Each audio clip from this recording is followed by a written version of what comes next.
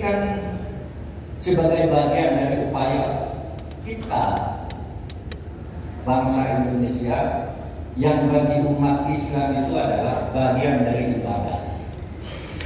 Kenapa? Karena kalau kita ingin beribadah, dulu ketika kita tidak punya Indonesia merdeka, mau beribadah itu susah, Pak. Sudah merdeka aja karena baru merdeka harus menata diri. Susah di tahun 2000-an ketika saya masih pelajar itu di desa-desa masjidnya kumuh. Kadang-kadang kita kalau waktunya sholat sedang jalan, ya saya nanya aja, ada paket di situ butuh atau belum bisa sholat. Sekarang udah banyak masjid, bagus-bagus. Sekarang orang mau naik haji aja antri. Dulu tahun 70-an, saudara. Itu orang mau naik haji susah. Zaman Belanda lebih susah lagi, mau naik haji nggak bisa. Harus dianggap mati orang naik haji waktu zaman Belanda itu, karena harus naik kapal yang panas, duduk di dek berbulan-bulan di kapal. Kadang-kadang kalau mati dilempar begitu saja ke laut.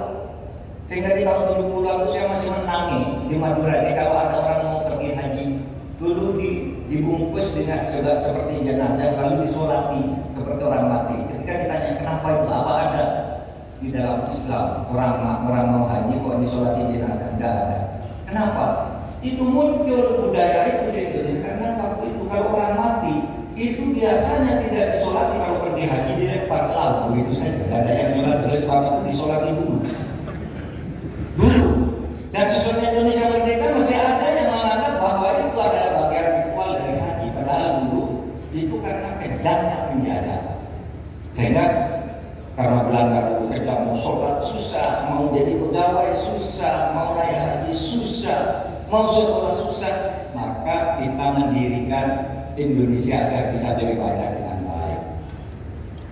Itulah yang kemudian dicari dasar syar'inya.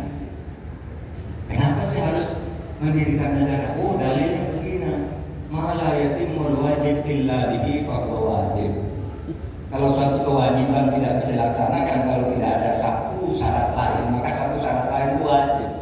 Kalau punya kewajiban beribadah, kamu tidak bisa beribadah dengan baik kalau tidak punya negara, maka mendirikan negara itu wajib hukum. Itu yang dipakai ulama.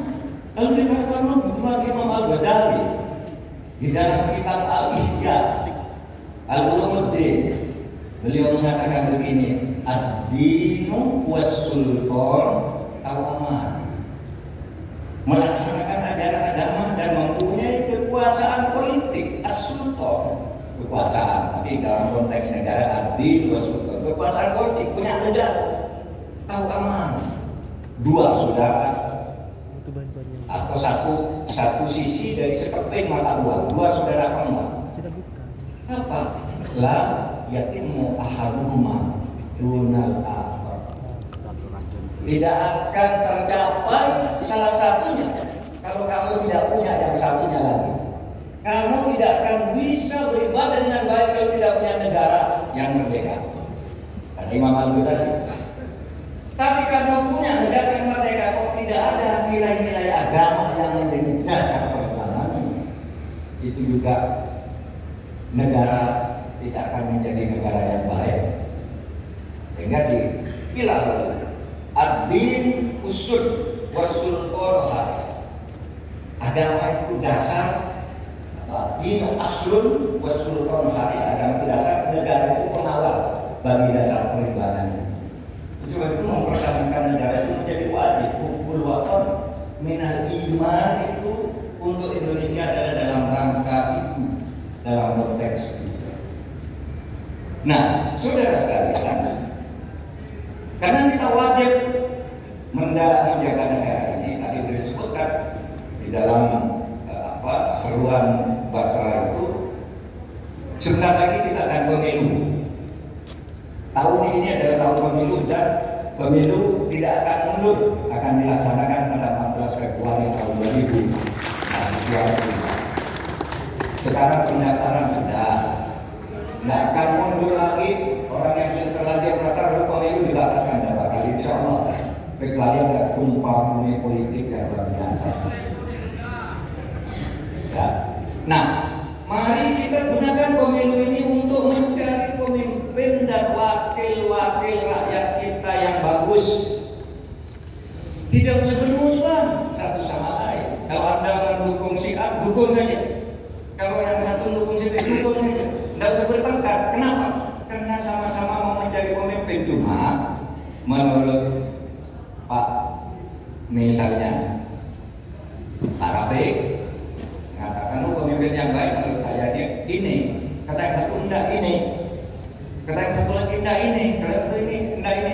Nah biarkanlah seluruh rakyat yang milih, tapi ini pasang semua. Nah, siapapun yang menang itu harus diterima sebagai konsekuensi dari kehidupan berkonstitusi. Siapa yang menang dukung, karena kita tuh mencari pemimpin. Pemilu itu bukan mencari musuh, mencari pemimpin. Lah itu yang menang dia sudah dukung. Dan kita dalam bernegara konstitusi tidak bisa mengatakan yang terpilih itu menjadi presiden misalnya Pak Badrut Tamam. Lalu saya tidak ikut milih, saya tidak tunduk, tidak bisa. Yang terpilih itu harus diikuti. Menurut saya keputusan politiknya harus diikuti. Kalau tidak ya ditangkap, kalau tidak maka bubar. Kalau di dalam fikih itu kan namanya bubar, melawan pemerintah yang sah, yang sudah dipilih berdasarkan cara-cara yang benar. Itulah sebabnya kita jaga negara ini. Jangan melakukan protes, boleh protes tuh, boleh. Tapi protes itu dua batasnya. Satu, tidak boleh menyebabkan lumpuhnya pemerintah dan negara. Tidak boleh menyebabkan runtuhnya pemerintah dan negara. Jadi pemerintah itu kalau Anda mau protes, jangan pemerintah bilang aja kamu mau protes ini hakmu. Nggak bisa, jangan sampai lumpuh. Karena apa? Kalau lumpuh rakyat sengsara. Kata Imam Nawawi, kamu jangan suka memberontak pemerintah. Bukan karena pemerintah tidak salah, tapi setiap pemberontakan itu melahirkan kesengsaraan kepada rakyat. Dapat berkunjung ke Imam Nawawi. Sudah. Saya bukan mengatakan saudara mau protes saja. Itu di bawah tanggung jawab saya untuk memberi perlindungan. Tapi ini salah satu pikiran fikih dari Imam Nawawi, pengarang kitab Tibyaan. Dia mengatakan begini, kalau tokoh-tokoh masyarakat CPT mau protes, tapi batasnya satu, jangan menyebabkan pemerintah lumpuh, pemerintah tidak bisa bekerja, pemerintah disalahin terus sampai lumpuh dan sebagainya. Yang kedua, jangan sampai rakyat sengsara. Nah itu, saudara, itu pandangan aswaja Ahlus Sunnah wal Jamaah tentang hidup bernegara. Mari kita masuk dari partai apa? Masuk dari partai apa saja boleh. Ya. Nabi Yakub itu dulu ketika anaknya mau tafsir, anaknya bilang, gimana ayah? Saya mau bisa masuk ke istana, pas pampresnya galak, pandangnya galak, polresnya galak, dan bisa masuk ke istana. Kata anaknya Nabi Yakub. Lalu kata Nabi Yakub, ya bani, la tadkhulu min babin wahidin wa tadkhulu min abwabin mutafarriqah. Hai anakku, kalau kamu mau berjuang untuk masuk istana, untuk memimpin pemerintah, jangan masuk dari satu pintu. Pintu istana itu banyak. Seperti Masjidil Haram, pintunya banyak banget.